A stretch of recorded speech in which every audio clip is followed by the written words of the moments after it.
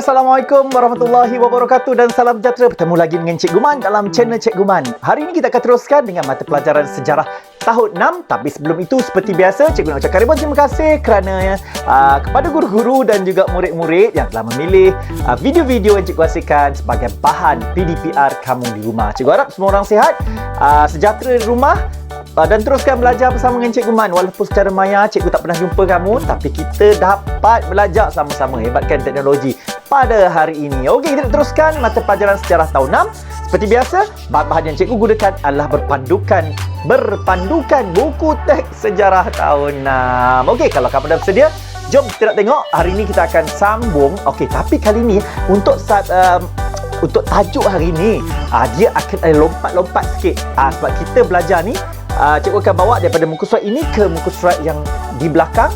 Kemudian kita akan sambung tajuk selepas ini. Kemudian macam mana tu tak apalah, kita belajar je lah. Bila Cikgu cakap muka surat, nanti awak tengok je kat buku teks, kenapa Cikgu Man ni lompat-lompat? Ada sebabnya. Sebab dia ada kesinambungan dalam pengukuhan, pemulihan dan sebagainya, seperti yang ada dalam buku teks. Walau apa terjadi, tetap kita ambil daripada buku teks. Alright, jom kita teruskan hari ini. Pada muka surat 180, kita nak belajar tentang Proton dan Petronas, kebanggaan negara kita, Malaysia. Siapa tak kenal Petronas, siapa tak tahu Proton? Proton melambangkan kereta nasional pertama negara kita yang sangat kita bangga-banggakan. Manakala Petronas merupakan satu projek minyak petroleum yang berjaya di negara kita dan juga di dunia. Nak tahu kenapa Cikgu kata dia berjaya mengharumkan nama negara? Kamu akan tengok dalam tajuk ini. Pelbagai kejayaan yang telah dibawa oleh Petronas dan Proton di persada dunia yang membanggakan negara kita. Cikgu rasa bangga. Kamu bangga ke tidak ni? Dan sebelum tu, ada siapa kat sini mak dan ayah dia menggunakan kereta Proton? Tahniah kerana menggunakan kereta kebanggaan negara kita, Proton. Yang paling popular di seluruh dunia, Petronas Tower, KLCC. Okey, jom kita tengok muka surat 180. Okey, kita tengok petikan ini, kita baca dulu, nanti Cikgu akan huraikan dan terangkan dengan lebih detail. Okey, yang nombor 1 tu apa Cikgu diterangkan? Industri automotif dan petroleum merupakan industri utama yang memberikan sumbangan besar terhadap ekonomi negara. Antaranya, termasuklah mewujudkan peluang pekerjaan. Itu dah pasti. Peluang pekerjaan tu dah pasti. Sebab bila ada kilang proton, ramailah tenaga diperlukan. Okey? Nombor 2. Betul Cikgu, pakcik saya salah seorang pekerja di kilang pembuatan kereta. Dia memberitahu saya terdapat pekerja-pekerja yang terlibat daripada pemasangan hinggalah pemasaran kereta. Okey, dan nombor 3 pula. Apa dia? Jom kita baca. Nombor 3 kita sambung. Industri otomotif ini juga mewujudkan industri hiliran. Contohnya industri komponen kereta. Untuk buat kereta, macam Cikgu cerita sebelum ni, hiliran ni adalah satu, dipanggil apa, sub-industri ni, sampingan. Contohnya untuk buat kereta, kita perlukan tayar, kita perlukan skru. Jadi, ada kilang yang membuat skru, membuat enjin, membuat tayar untuk kereta Proton. Jadi, Proton membeli. Membeli daripada kilang-kilang ini yang supply kepada Proton. Nombor 4, Cikgu, saya ingin menambah, Petronas juga memberikan peluang perniagaan kepada usahawan menerusi pembukaan stesen minyak. Betul sekali. Kalau kamu tengok di mana-mana ada stesen minyak Petronas dimiliki oleh usahawan. Ingat tu, dia franchise. Jadi, Petronas buka peluang. Siapa nak buka stesen minyak? Okey, dia ada syarat-syarat dia. Petronas akan membantu. Makanya itu ramailah usahawan baru lahir daripada pembukaan stesen minyak. Nombor 5. Petronas juga menyediakan beasiswa untuk melanjutkan pelajaran. Betul? Ada beasiswa yang diberi oleh Petronas kepada pelajar-pelajar universiti dalam negara maupun luar negara. Okey, dan nombor 6, jom kita tengok apa nombor 6 tu Cikgu cakap tadi bawah tu. Okey, nombor 6. Oleh itu, kita perlu berbangga dengan industri otomotif dan petroleum negara kita. Dan Cikgu salah seorang yang sangat bangga kerana Proton Saga tu yang ada di pasaran pada hari ini. Ayah Cikgu dulu antara penyokong kereta Proton. Kami ada kereta Proton Saga yang dibeli pada tahun 1989. Manakala adik cikgu bekerja dengan Petronas, dia juga mendapat beasiswa Petronas. Jadi Petronas dan Proton ini banyak jasanya kepada kita tanpa kita sedari. Baik, kita nak terus sedikit. Kita yang cikgu cakap tadi nak lompat tu sebab kita nak pergi ke muka surat cikgu nak pergi ke muka surat apa ni tadi? Muka surat Jap, cikgu tengok muka surat apa ni? 190. Lompat jauh. Kalau kita nak tengok bahagian pemulihan ni, anugerah kemakmuran ni, kita nak pergi ke cerita sedikit tentang Petronas. Ramai tertanya dan tidak tahu pun tentang sejarah Petronas. Dalam buku teks muka surat 190 ada kita ceritakan tentang Petronas. Jadi kita belajar dulu tentang Petronas, nanti kita akan ulang balik muka surat yang sebelum ini. Jom kita tengok apakah sejarah penubuhan Petronas. Penubuhan Petronas pada tahun 1974 membuktikan kemampuan negara mentadbir sendiri industri petroleum. 1974, cikgu pun tak lahir lagi. Dah ada dah.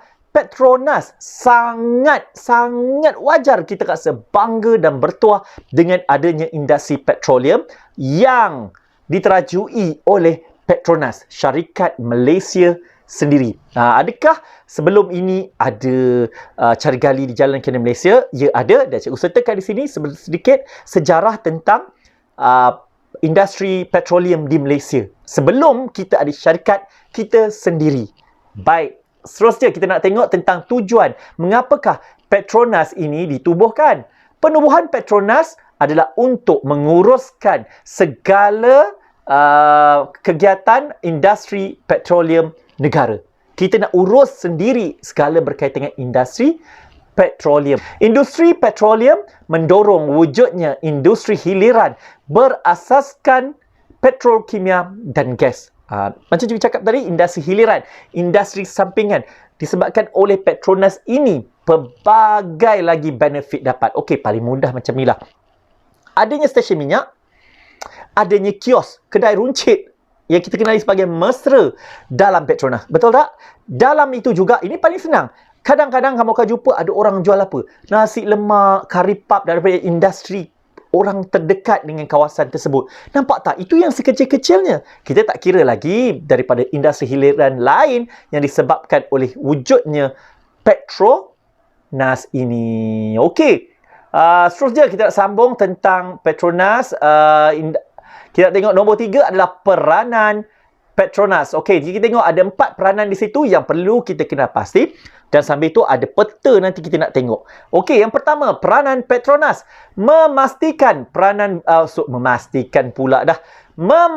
peranan besar dalam usaha cari gali petroleum di dunia. Bukan di Malaysia saja. Petronas ada cari gali di seluruh dunia. Kerjasama dengan negara-negara lain. Melabur, ini yang kedua, melabur dalam aktiviti cari gali minyak dan gas di Angola antaranya, mengambil alih syarikat minyak di Kanada, dan yang keempat, menguasai aktiviti cari gali minyak dan gas di Vancouver, Kanada. Nampak tak tu? International, bukannya setakat dalam negara. Seterusnya, Petronas telah berjaya muncul sebagai salah sebuah syarikat petroleum yang sangat disegani di seluruh dunia. Sumbangan Petronas telah meningkatkan kemajuan ekonomi dan kemakmuran negara kita. Antara lain sumbangan Petronas, jom kita tengok menara berkembar Petronas yang sangat popular seluruh dunia. Kalau orang luar datang ke Malaysia, ini antara lokasi wajib. Walaupun dia orang tak shopping, dia akan ambil gambar di luar. Kerana inilah dia, menara berkembar yang tertinggi di dunia. Dulu menara Petronas adalah tertinggi di dunia, tapi sekarang cikgu tak pasti. Kita tengok ni, cikgu ada maklumat di sini. Sekarang ni menara berkembar Petronas berbanding bangunan lain yang keberapa. Tetapi masih tertinggi dari segi menara berkembar. Berkembar tu maksud ada 2. Menara lain satu je, Burj Khalifa satu, dekat Taiwan satu. Tapi ini 2. Jadi menara berkembar. Nampak tu, ada berkembar, ada lekat, ada tengah lagi jambatan tu. Masih tertinggi di dunia. Maklumat sikit kita nak share. Itu dia tadi ya. Siap dibina pada tahun 1998. Kamu boleh tengok di YouTube ada dokumentari tentang pembinaan menara ini. Sebelah sebelah lagi dan sebelah lagi dibina oleh dua syarikat yang berbeza untuk menjadikan dia naik serentak dan siap seperti yang dijadualkan. Okey, kesan terhadap negara menyumbang kepada kemajuan ekonomi negara, ya sudah pasti kerana banyak kedai dapat berada kat situ, banyak hotel ada di kawasan persekitarannya, menjadi lambang kemakmuran dan kemajuan infrastruktur negara. Seterusnya kita nak tengok wujudnya Universiti Teknologi Petronas, UTP. Siapa tahu UTP kat mana, atau ada abang atau kakak yang belajar di UTP? Jom kita tengok sedikit berkaitan dengan sumbangannya. Mula beroperasi pada tahun 1997 di mana Sri Iskandar, ditronoh Sri Iskandar Perak, menyediakan peluang pendidikan tinggi dengan tajaan. Ramai juga pelajar luar negara yang belajar di UTP tau. Dan juga dia punya kesan terhadap negara, melahirkan warga negara yang berilmu dan juga melahirkan warga negara berkemahiran tinggi. Okey, dan yang ketiga, litar Formula 1 Sepang. Penganjuran pertama pada tahun 1999. Tersenarai sebagai litar utama sukan permotoran dunia. Dan kesan daripada negara sudah pastilah mengharumkan nama negara pada peringkat antara bangsa. Ini maklumat yang kamu perlu tahu berkaitan dengan Petronas. Bagaimana Petronas membantu ekonomi negara kita menaikkan, mengharumkan nama negara, menaikkan nama negara hingga terkenal di seluruh dunia. Kita akan bertemu lagi untuk video yang akan datang. Kita nak sambung lagi mata pelajaran sejarah tahun 6.